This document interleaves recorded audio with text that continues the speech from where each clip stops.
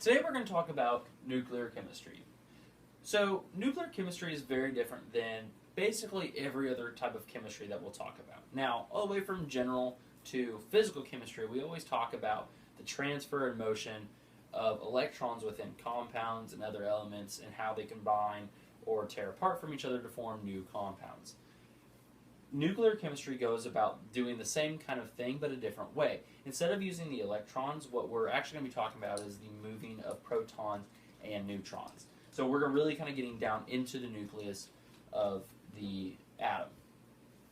Now, when we move forward, when I talk about nuclear chemistry, I'm going to talk about two different words I'm going to say a lot: radiation and decay.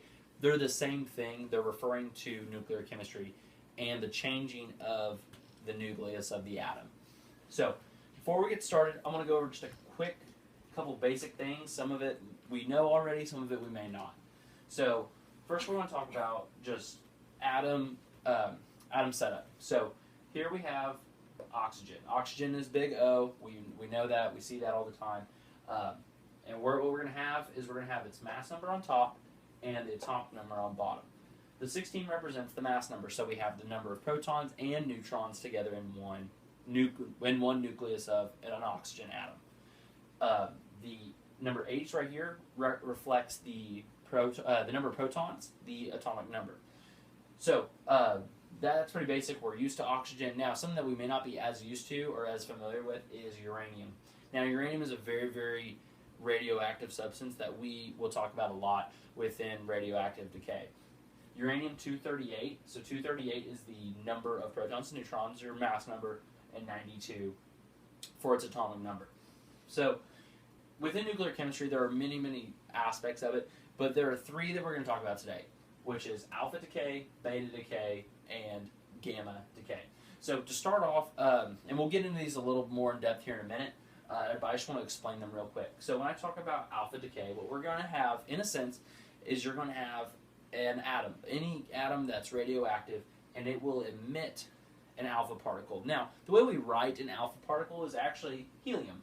We have an atomic number of 2 and a mass number of 4. 2 protons, 2 neutrons combines to make 4. And so anytime that we see an alpha decay, we're actually going to write it as helium-4 That's our first one. Now, our second one is beta decay. Beta decay is a little bit different. Instead of anything breaking apart, it's actually morphing the nucleus into something new. So in a simple, well, I'll get into more examples, but basically what's happening is you're having a neutron turn into a proton, and then on top of that, we're also kicking out an electron. So what we're going to see later is the mass number will stay the same, but the atomic number will change. And so that's going to be written as 0, -1, E. So the E stands for electrons. We're kicking out an electron, and we're changing a neutron to a proton, and we'll get into the calculations of this later on why that's a -1, but that's how it's going to be written, and this is a beta decay. Now, the last one that we're going to talk about tonight is gamma decay, or gamma radiation. Now, this is something that we may be a lot more familiar with, and the reason why that it's maybe a little more familiar is because gamma radiation a lot of time is popularized in movies or TV shows to turn Bruce Banner into the Incredible Hulk. That specifically won't happen here on Earth, but there is a long line of health issues that can come from gamma radiation. So gamma radiation, in a sense, isn't really gaining or losing anything besides energy. So within a gamma radiation, you're going to have a particle that's going to be unstable.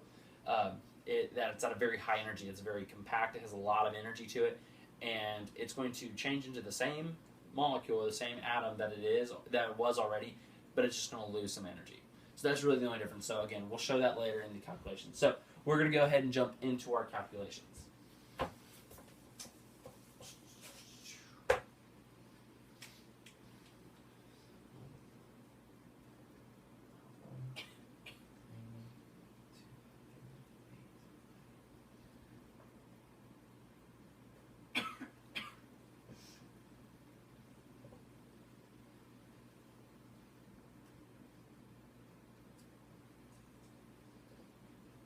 Okay, so our first example is an alpha decay. Like I said, this is basically just kicking out helium. So chemical equations are written the exact same way across all fields of chemistry, and nuclear chemistry is going to be no different. So we start off with uranium-238 with an atomic number of 92. That will decay because when elements are this big, that big, of having 238 different atoms, protons or neutrons in them, they're going to tend to break apart and not last very long, and that's why uranium is so radioactive, because it's so big. So it's going to kick off its alpha particle, or what we'll write as helium, which is the 4-2. So, but that can't be the only part to the problem because of the law of conservation of mass. Matter cannot be created nor destroyed. So we've got to account for what else we're getting rid of. So, so whenever you have the uranium, it breaks into its alpha particle, which is what it's kind of throwing away, and it's going to turn itself into thorium-234. So if we look at this, we have 238, which yields 4 and 234. So that all makes sense. It all adds up. Okay. And then we have 92, which is the atomic number. So we kick off 2 protons and we move it to 90 protons.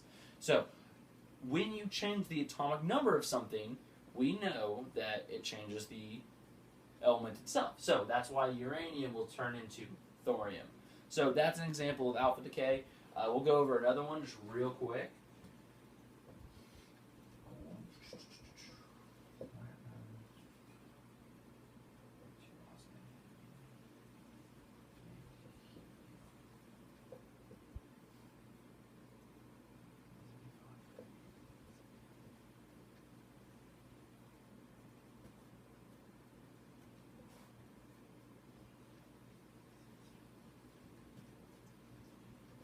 Okay, so same kind of thing. We have platinum-175, which is going to decay down into osmium, 171-76. Kick off the alpha particle. That's your helium. So same kind of thing. The numbers all add up. That's alpha decay. So next, we are going to talk about beta decay. Now, like I said, when we did beta decay, you have an unstable molecule. Instead of really getting rid of anything, we're changing one of the neutrons to a proton. Now, this is because that transformation is likely going to be more stable. We find that our elements tend to become their more stable self, and this is an example of how it does that. So, what we're going to have is we're going to start off with carbon-14. Carbon-14 you may be more familiar with because of radiocarbon dating. This kind of tells us how old things are whenever we test their fossils and petrified wood, kind of things like that. So we're going to start off with carbon-14. So we have carbon-14.